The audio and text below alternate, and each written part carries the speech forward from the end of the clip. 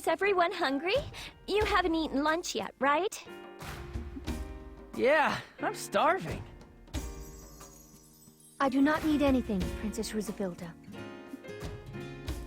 Princess, I'm not hungry either. Really? It looks like everyone isn't hungry yet. Let's put off lunch until later. Huh? But I am hungry! Good idea. Let's wait until later. Oh, all right. I'll be in my quarters, so if you get hungry, just stop by.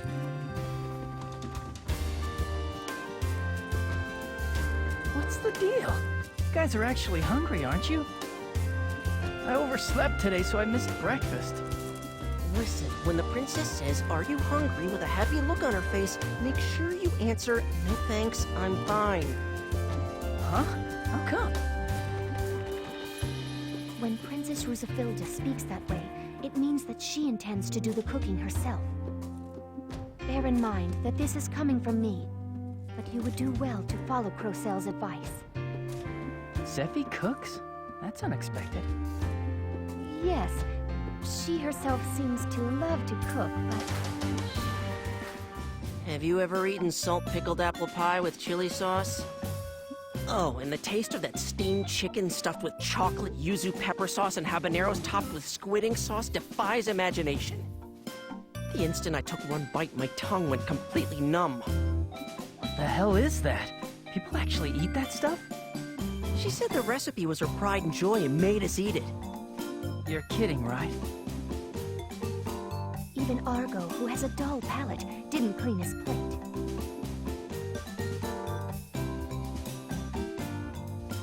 I gave it some thought, and even though you aren't hungry right now, I should cook something now so you can eat it when you're hungry later. Besides, Juto said that he is hungry. Zephie! Huh? The thing is... What? Would you be interested in seeing the sights of Opposite with me?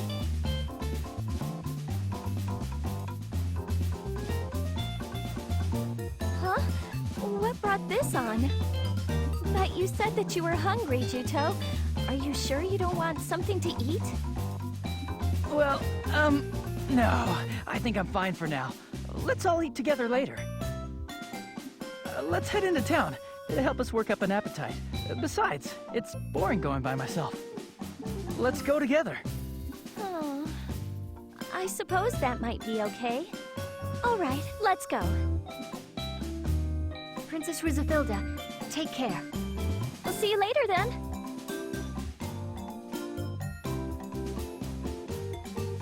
Phew. I usually think of him as a total dimwit, but I guess he can be useful sometimes. That was a rather clever bit of on-the-spot thinking on his part.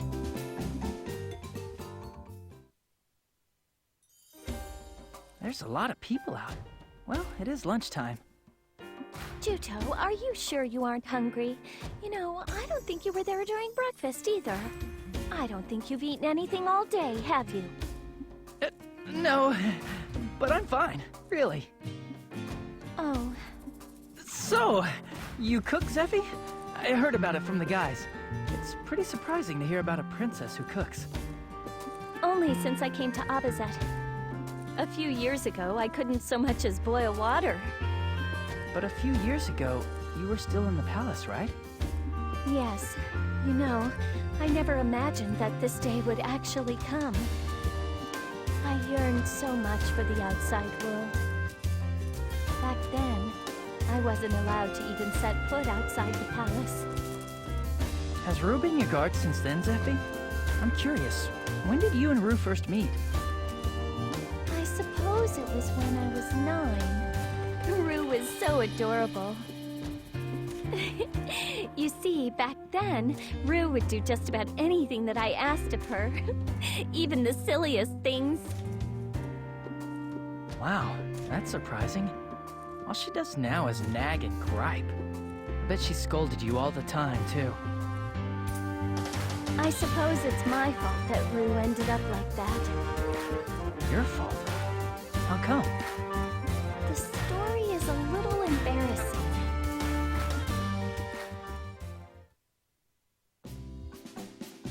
Huh? Seriously? The princess was a wild child? I just can't picture that. Princess Rzephillda was notorious back in the palace. She was considered the most unruly princess in the history of the Berlinette royal family. She would break vases the late queen loved and then blame it on the servants. And she would hide cockroaches and mice in the dresses of the court ladies and then feign innocence. I'd pay good money to see that. If the princess still had that personality now, she'd be a real hoot to be around. Please don't say that, even as a joke. She would do things like say that she wanted to see fireworks and set fire to the royal villa, or break her leg jumping out of a tree. It was my daily chore to keep the old Princess Rzephillda out of trouble. It was my days spent with Princess Rzephillda that made me so prone to nagging. Perhaps I should not be saying this. But back then, she was so bad, I did not think of her as the princess, but as the enemy. Now, she's turned into the model princess, so it all worked out. I suppose you're right. People can change if given the proper motivation. Motivation? Did something happen? At the time, given her personality, there was little chance of her quietly learning her lessons in the palace. Even Queen Ibrin was completely at wit's end thanks to Princess Rzephillda's unruly behavior. Wow. So, did she do something crazy, like sneak out of the palace?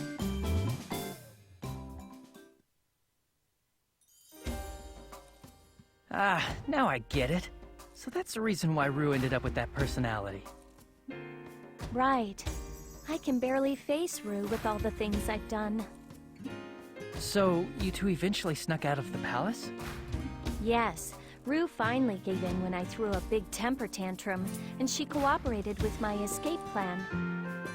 Luck was on our side, and we succeeded in slipping out of the palace. I bet that Rue was actually a nervous wreck inside. The Rue we know now never would have let you do it. True. But at the time, what existed outside the palace was like a dream world to me. I loved the streets that were packed with people and bursting with energy, and things I'd never seen before were being sold in the hustle and bustle of the market. I was in a daze, taking in all the amazing sights. And there she was, right there at my side the whole time, watching over me, keeping me safe. Rue has always been my pillar of strength. And on that day, like many others, if Rue had not been there, things would not have ended well for me. Did something happen on the day you snuck out of the palace? I guess I attracted unwanted attention because I was dressed in luxurious clothes, walking around the market looking like a rube. So there was a bit of a squabble. A group of thugs who were loitering around the market decided to pick a quarrel with us. That's when Rue was hurt very badly when she tried to protect me. But I was so very, very scared that I ran away, leaving Rue behind. Zephie? I was terrible. Tiny little Rue was left to face off against those awful, scary men all alone because of me. How could I have run away like that? To this day, I regret what I did. Why in the world did I do such a foolish thing? But you were just a child back then. There was not a thing you could have done. But Rue was even younger than I was. No matter how frightened I was, I shouldn't have run away like that. After that, Rue was bedridden for a while because of her injuries. Looking at Rue as she lay unconscious, I felt terrible. And that's when I swore to myself that no matter what happened, I wouldn't abandon Rue next time. So that's why. I heard what happened when you defeated Elgar at Belfort. When he had Rue cornered, they said you threw yourself between them in a blink of an eye. To save Rue, you were ready to lay down your life to face him, right? You knew about that? It looks like you kept your word. But to this very day, I'm still being saved by Rue all the time. I guess compared to Rue, I have a long way to go.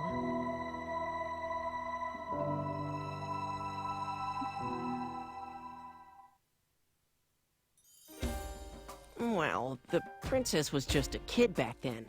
Who can blame her for running away? I have to admit, though, you're pretty amazing. You stood up to those guys and didn't run. I'm impressed. What is it? If you must know, the truth is, I didn't get hurt then. Huh? Word of this isn't to reach Princess Rzephillda's ears, but that was all an act. Under instructions from the Queen to teach the wayward princess a lesson, I hired those people to put on a performance. Shock therapy, you might say. The Queen thought that if we went that far, she would straighten up. After all, deep down, she is a kind person. But the princess cried over you for days out of concern for you as you lay there in bed. You're telling me that was all a lie? You're a real piece of work, lady. We probably went too far. But it's a fact that Princess Rzephillda has acted properly ever since. If the princess ever finds out, she's in for a big shock. Which is why I'm insisting that you keep it from her. If you leak word of this to her, I will see to it that Princess Rzephillda takes out her cooking habit on you. Ugh. Anything but that. But you know, that story, is it true? The part that he helped out with the plan? I can't believe it. Considering his image now, you never would have guessed. Yes, I suppose. But way back then, he was held in the highest regard.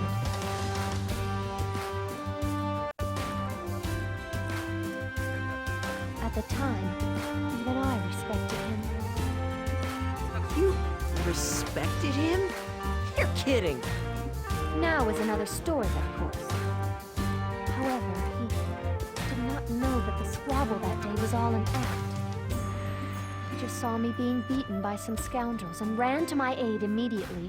I feel sorry for them, but the scoundrels were sent flying. I think he was sincerely worried about our well-being. The grave expression on his face gave me that impression. I suppose I might have been mistaken.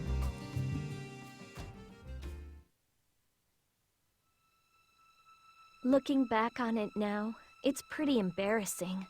I mean, I cried my eyes out right in front of Schuenzeit. I was frantic. I begged him to help Rue.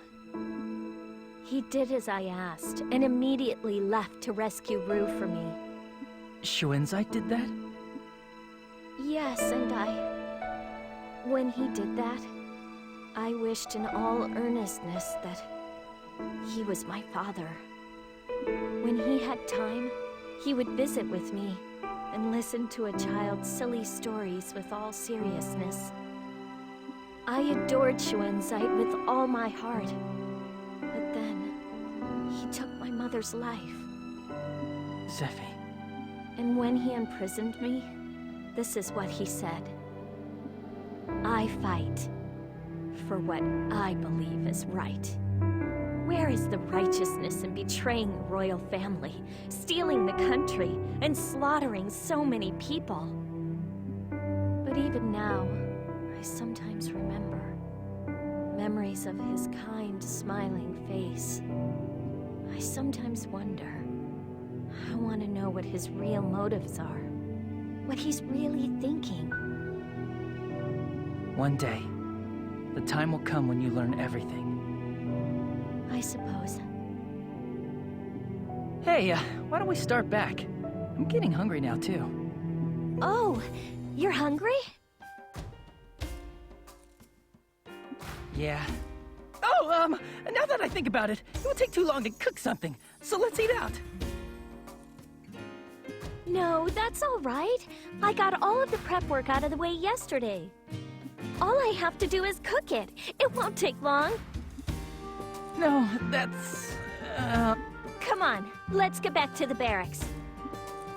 The thing is... Juto? Huh? Thanks for listening to my story. I'm sorry I rambled. I must have talked your ear off. If you need someone to talk to, come to me whenever you want. Thanks.